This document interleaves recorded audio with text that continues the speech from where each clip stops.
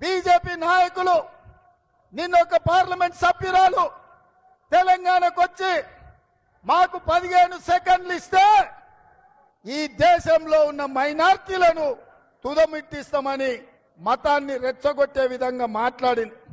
నేను అడుగుతున్న తెలంగాణ సమాజాన్ని, పౌర హక్కులను, పౌర సమాజం, ప్రజల యొక్క హక్కుల కోసం కొట్లాడే వాళ్ళు, మాట్లాడే వాళ్ళు జాగృతతో ఆలోచన చేయాలి.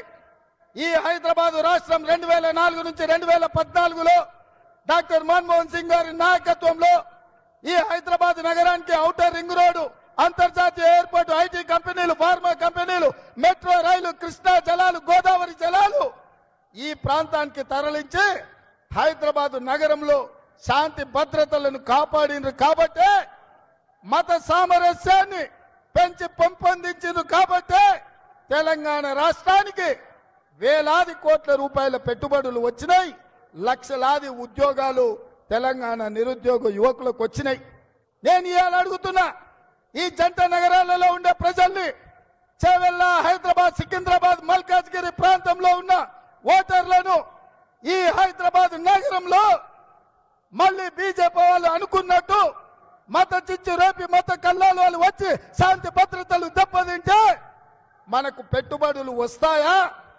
మన ఉద్యోగ ఉపాధి అవకాశాలు ఉంటాయా?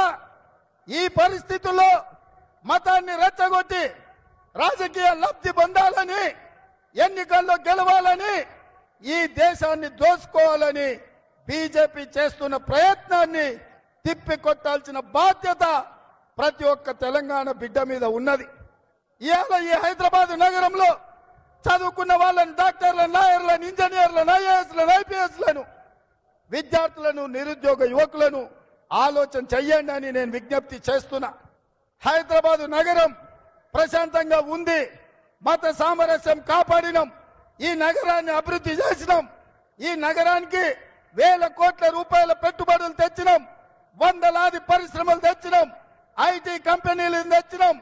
ఫార్మా కంపెనీలను తెచ్చినాం. కాబట్టే ఇవాళ విశ్వ నగరంగా ఈ హైదరాబాద్ నగరం అభివృద్ధి చెందింది.